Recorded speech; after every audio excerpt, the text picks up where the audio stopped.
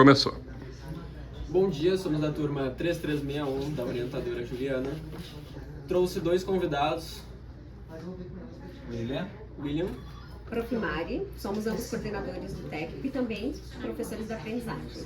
E viemos aqui fazer uma apresentação sobre o tema bullying, né? E eu trouxe algumas perguntas. Esqueci a primeira pergunta. Pausa. Eu vou cortar depois, tá ótimo. É porque ela já deu a função, né? Desculpa, então era pra falar. Tá bom. Então Vamos de novo. perguntar, falar assim, qual a função, trabalho de conteúdo e tal. Quer pegar aqui?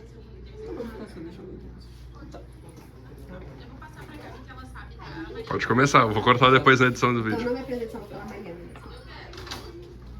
Calma aí, deixa eu ver como é que eu vou cortar o vídeo.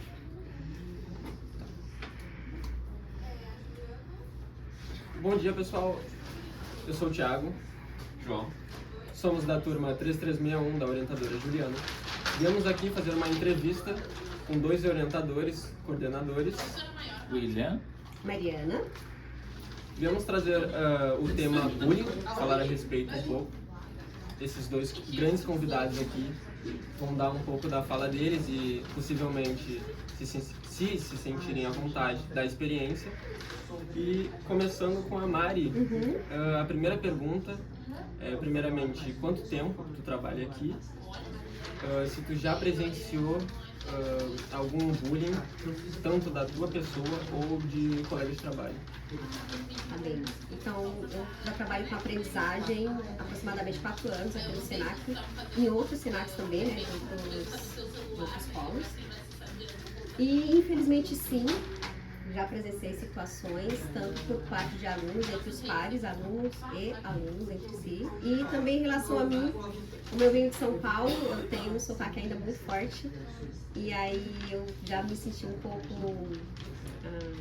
com situações pejorativas em relação ao meu sotaque. Claro que a gente sabe sobressair em relação a isso, mas é percebido que alguns alunos ainda internalizavam isso como algo pejorativo, como usavam também como uma razão de diversão alheia à minha vontade. Isso é uma das situações. E entre os alunos já percebi bastante também em relação ao cabelo, vestimentas, ou a relação social determinada pela marca do celular. Isso eu já presenciei bastante também. Claro que a gente não é conivente e que a gente já trabalha isso desde o início, mas sim, já presenciei. E, bom, com a presença da tua pessoa sofrendo esses insultos, como que tu leva isso pra tua vida? Como que tu soube lidar, se tu ainda lida com esses insultos? Bom, como eu também tenho essa formação com gestão de conflitos, que é a parte essencial para a formação de pessoas na educação principalmente, nós temos ali toda uma formação que a gente também tenta passar para os estudantes, que é criteriosa e que é científico, que é quando eu digo o que me incomoda, como eu digo e o que eu quero que aconteça após isso. Então, o diálogo sempre aberto, pontual e sincero. Então, Thiago, não gostei, o meu sotaque é tão diferente quanto o teu. Não acho isso engraçado, você nunca lidou com pessoas de outros lugares. Se possível, então, por favor, vamos diminuir a brincadeira porque não está divertido. Então, sempre partindo da CNV, a comunicação não violenta. E sim, sempre deu certo. E quando tem que ser divertido, tem que partir de mim. Eu uso sempre essa estratégia, é o que vem acontecendo. Interessante. Como que tu definiria o bullying em uma palavra? Falta de autoconhecimento para ambas as partes. Interessante. Eu pedi uma palavra, né? Mas precisou ser uma frase porque realmente é muito profunda essa questão. Não tem como escrever em uma palavra só. Bom, com o que tu já sofreu, o que tu diria hoje pro agressor? Se tu tivesse frente a frente com ele, o que tu diria, o que tu faria, como que tu lidaria com essa situação? Nessa situação pertinente ao meu sotaque ou situação relatória? Pode ser do sotaque. Como eu também já lido bastante com situações de gestão de conflitos, para mim, como eu já tenho essa blindagem de autocontrole emocional, de gestão das emoções, então isso já não me afeta tanto. A minha preocupação maior é com o outro que ainda insiste em querer se sobrepor ou provar algo para alguém que a gente também não sabe quem é, talvez para si, sobre quem é e sobre o que está fazendo ali, e usa as questões do outro para que isso ocorra. Então essa é a minha preocupação enquanto educadora. E eu diria a mesma coisa, autoconhecimento. O que você pensa para você ter que causar isso, o que você sente para você causar isso, e qual é o teu propósito para causar isso. Claro que isso vem de uma educadora, né? Para eu falar como alguém que está sofrendo bullying ou tentar entender quem está praticando, precisaria estar nesse papel e não é o caso agora. Bom, isso influenciou muito na tua carreira profissional hoje? Tu sente que se o agressor não tivesse feito tal insulto, seria diferente hoje? Eu vou falar positivamente, eu acredito que sim, porque a partir... E aí tem outras questões também. Então, eu tenho uma estatura baixa, então eu sou uma mulher com estatura baixa, então também eu recebo comentários em relação a isso. Então não se trata só de sotaque, eu trouxe o sotaque como exemplo. Mas isso fortalece inclusive o meu lado acadêmico, o meu lado estudioso, porque a gente tenta entender esse processo, a gente cria então outros mecanismos para resolver essas situações que não somente eu estou passando, mas também os meus alunos, os meus aprendizes, e isso se transforma em estratégias positivas para resolver essas situações para outros. Então, querendo ou não, passar por essas situações, que talvez os alunos pensem que acontece só com eles em sala de aula, mas não, pessoal, acontece em todos os lugares, em todos os ambientes, em todas as atmosferas da sociedade. Então a gente também acaba criando mecanismos para ajudar essas pessoas, tanto aquelas que sofrem o bullying, como aquelas também que ocasionam o bullying. Então, positivamente, eu acredito que modificou sim. Só otimizou o meu fazer pedagógico. Que bom. Bom, indo para a última pergunta, o que tu diria para todos para não, como é que eu posso explicar, não prosseguir com o bullying? O que tu diria para acabar com o bullying? Uma dica. Para acabar, eu acredito que é processual. Nós temos raízes do bullying tanto na instância familiar, então se alguém pratica porque alguém já permitiu. Quando eu falo de autoconhecimento, esse autoconhecimento não é só uma função dos espaços escolares, também vem de uma formação familiar. E aí, claro que a responsabilidade também não está só na família, mas percebam que é um composto de ações e sempre vai culminar em algo. Autoconhecimento, eu preciso sim entender por que eu tenho que atingir o outro, por que eu tenho que fazer o outro sofrer, por que eu tenho que achar divertido, né, um defeito do outro para me sobressair. Algo está acontecendo comigo.